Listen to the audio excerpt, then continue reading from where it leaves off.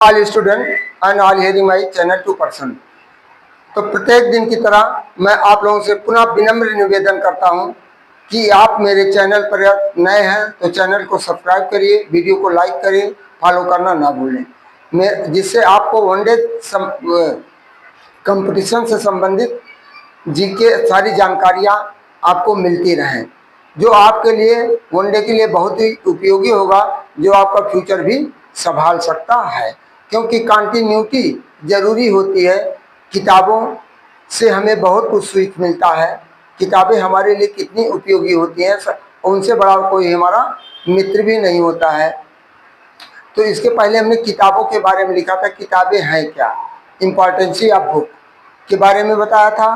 तो आज इसी तरह से हम जियोग्राफी का कुछ टॉपिक लेकर आए हैं, और उससे पहले हम आपको मोटिवेशनल वाक्यों के साथ आपके साथ आते हैं। तो हमारा आप लोगों से विनम्र निवेदन है कि वीडियो को अंत तक देखें, चैनल को सब्सक्राइब करना ना भूलें, जिससे आपको सारी जानकारियां मिलते रहें और आपका फ्यूचर आने वाले समय के लिए आपका सुधर सके।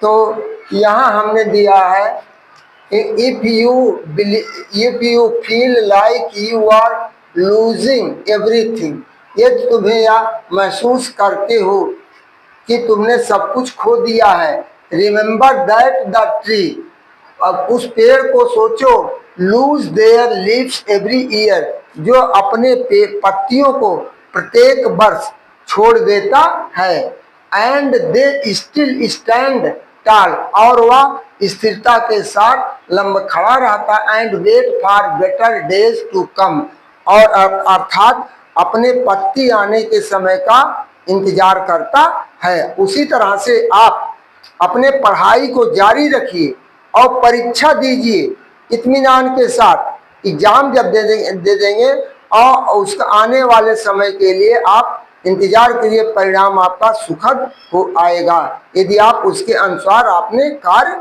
किया है। यदि कार्य किया तो स्वाभाविक रूप से परिणाम सुखद आएगा। जैसे अभी 2018 में कोई परीक्षा दिया है, उसका रिजल्ट 22 में आ रहा है, 24 में आ रहा है, पोस्टिंग मिल रही है, तो उसी तरह से पेड़ भी एक समय आता है कि वह पतझड़ का मौसम आता है, स्प्रिंग सीजन आते हैं, वो अपनी पत्तियों को झाड़ देता है, उसके स्थान पर नई नई पत्तियां निकल आती है। तो उसी तरह हमें समय का इंतजार करना चाहिए, समय का प्रतिफल हमेशा मीठा होता है। इसके बाद दूसरा कह रहा, college life is special time, college का जीवन या एक महत्व स्पेशल बहुत ही मुख्य जीवन होता है। इन ए स्टूडेंट, विद्यार्थियों का जीवन, कॉलेज का जीवन बहुत महत्वपूर्ण स्पेशल होता है। It is different from school life, या विद्यालय के जीवन जैसे इंटर के जीवन से, या इंटर तक आपका स्कूल है और इसके बाद इंटर स्नातक पर स्नातक की तरफ आप जाते हैं तो वह आपका कॉलेज बन जाता है, तो उसका कुछ अलग रूल रेगुलेशन हो जाते हैं।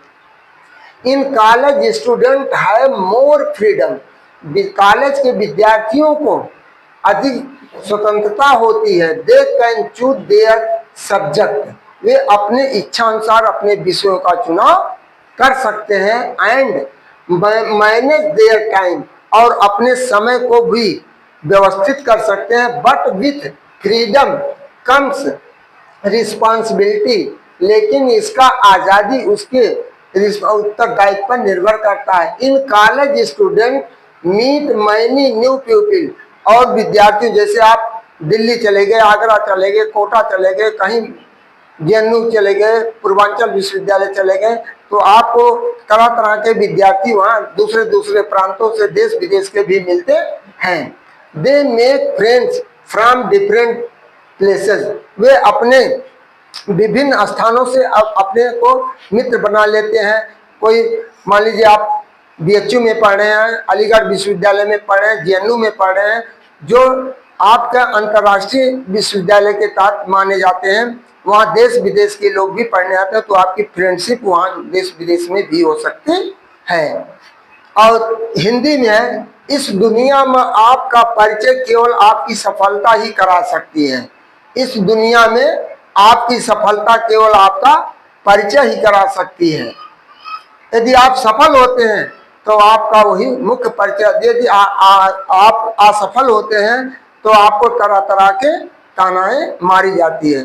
तो पढ़ाई हमेशा 3-4 चीजें ऐसे होती है जिसको हमें छिपाकर करनी चाहिए, दिखाकर नहीं करनी चाहिए। जिससे पढ़ाई है हमें दिखाकर नहीं करनी चाहिए, हमें छुपाकर करनी चाहिए, जिससे अगले वाला हमारे भाव को जान ना सके, हमारे अंदर रहस्य क्या। अपनी योजनाओं को, जो कार्य योजना आप बनाते हैं, उसको भी एक दूसरे से उसका शेयर ना करिए, उसी में आपकी भलाई है। नहीं तो आपके पीछे तमाम टांग खींचने वाले लग जाएंगे। इसी तरह अज्ञान और अंधविश्वास से बढ़कर कोई अंधेरा नहीं है। जहां पर अज्ञानता है और अंधविश्वास है, वहां तरह तरह की रूढ़वादी विचारधाराएं उत्पन्न होती है और आपका जीवन वही संकुचित होकर रह जाता है। ना तो आप इधर के रह जाते हैं, ना तो उधर के रह जाते हैं। 5वां है ऊंचा उठना है तो अंदर से अहंकार निकाल कर खुद को हल्का कीजिए। ऊंचा उठना है तो अंदर से अहंकार निकाल कर खुद को हल्का कीजिए, क्योंकि ऊंचा वही उठता है जो हल्का होता है। जैसे यदि आपके अंदर अहंकार होता है कि हम किससे क्या बोले, कैसे क्या, हम तो बहुत बड़े आदमी हैं, हम तो बहुत बड़े विद्वान हैं, हम तो बहुत बड़े बलवान हैं, तो आपका अहंकार है, आपको कभी ऊपर उठने नहीं देगा। जैसे एक पेड़ है, वो तो उसी स्थान पर स्थिर रहता है, लेकिन उसकी पत्तियां हल्की होती, जब हवा का झोंका आता तो वो अपने आप ऊंचाइयों की तरफ उड़ जाता है। तो उसी तरह है। और देखिए अंतिम है तब तक मेहनत मत छोड़ो, तब तक मेहनत मत छोड़ो जब तक तय की हुई जगह पर पहुंच ना जाओ। तब तक मेहनत मत छोड़ो जब तक तय की हुई जगह तक पहुंच ना जाओ। अपने लक्ष्य को जब आप निर्धारित कर लेते हैं तो किताबों से लगाव रख करके अपने लक्ष्य को पाने का हमेशा प्रयास करिए। यही मेरा आप लोगों से मोटिवेशनल सेंटेंस है। और इसके साथ हम world geography question and it's question GK type के लेकर आए हैं, जिसमें आज हमने 20 क्वेश्चन लिया है। 20 क्वेश्चन। तो कह रहा किस आकाशीय पिंड को पृथ्वी पुत्र कहा जाता है? मंगल ग्रह। किसे कहा जाता है? मंगल ग्रह को। दूसरा है कौन सी रेखा पृथ्वी को 2 बराबर भागों में बांटती है? कौन सी रेखा है? विषुवत रेखा। तीसरा है पृथ्वी अपने अक्ष पर कितने अंश का कोण बनाती है? 66.5 अंश। और 5वां क्वेश्चन है चौथा, पृथ्वी पर 2 अक्षांशों के बीच की दूरी कितनी होती है? 111 किलोमीटर। 5वां क्वेश्चन 3 जनवरी को सूर्य और पृथ्वी के बीच की दूरी अपेक्षाकृत न्यूनतम होती है 1470 लाख किलोमीटर। और 6वां क्वेश्चन कहाँ दिन और रात बराबर होते हैं? विषुवत रेखा पर। विषुवत रेखा पर दिन और रात बराबर होते हैं।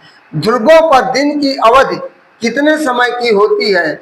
ध्रुवों पर 6 महीने का दिन होता है और 6 महीने का रात होता है। 8वां क्वेश्चन है पृथ्वी पर गुरुत्वाकर्षण क्षेत्र की तीव्रता कहाँ अधिकतम होती है? कहाँ अधिकतम होती है गुरुत्वाकर्षण क्षेत्र की तीव्रता? ध्रुवों पर।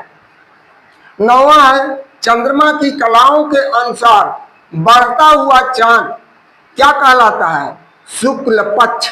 शुक्ल पक्ष कहलाता है। 10वां है पृथ्वी के चारों ओर चंद्रमा की गति के लिए कौन सा बल उत्तरदायी होता? अभिकेंद्रीय बल। कौन सा बल उत्तरदायी होता? अभिकेंद्रीय बल। 11वां पृथ्वी के एकमात्र प्राकृतिक उपग्रह का क्या नाम है? चंद्रमा। क्या नाम है? चंद्रमा नाम है। और 12वां क्वेश्चन है विश्व में कितने 11वां है प्राकृतिक हो गया। 12वां विश्व में कितने टाइम जोन होते हैं? 24 टाइम जोन, जिसे 24 घंटे में बांटा गया है। पृथ्वी अपने धुरी पर किस दिशा में घूमती है? पश्चिम से पूरब की ओर। और 14वां, भारतीय मरुस्थल का क्या नाम है? थार। थार जो मरुस्थल रेगिस्तान है भारत का, वह थार है। काजीरंगा राष्ट्रीय अभयारण्य किस राज्य में स्थित है? असम में स्थित है। यूनेस्को का मुख्यालय कहाँ स्थित है? पेरिस। भारत का पहला कोरोना मरीज कब मिला? 30 जनवरी 2020 को मिला। भारत का पहला कोरोना मरीज किस राज्य में मिला? केरल में। और 19वां है, किस नदी का पानी हमेशा गर्म रहता? नील नदी का। लंका नगरी किस पर्वत पर स्थित है? चित्रकूट पर्वत पर स्थित है। इस तरह से आज का हमारा ज्योग्राफी से संबंधित सारे क्वेश्चन समाप्त हो गए हैं। और आने वाले समय के लिए हम आपको फिर ऐसा करेंगे कि हम आपको ज्योग्राफी से संबंधित, इतिहास से संबंधित, सिविक्स से संबंधित, वनडे से कंपटीशन से संबंधित सारी जानकारियां देते रहेंगे। तो इसलिए मेरा आप लोगों से विनम्र निवेदन है कि वीडियो को लाइक करना, फॉलो करना, चैनल को सब्सक्राइब करना ना भूलें। जो आपका एक सब्सक्राइब करना वो हमारे लिए सबसे बड़ा वरदान साबित होगा। हमारा मनोबल इससे ऊंचा होगा। अब आपको कुछ न कुछ हम देते रहेंगे। इन्हीं शब्दों के साथ हम अपने वाणी पर विराम लगाते हुए गुड इवनिंग, थैंक यू, अलविदा, धन्यवाद कहते हैं।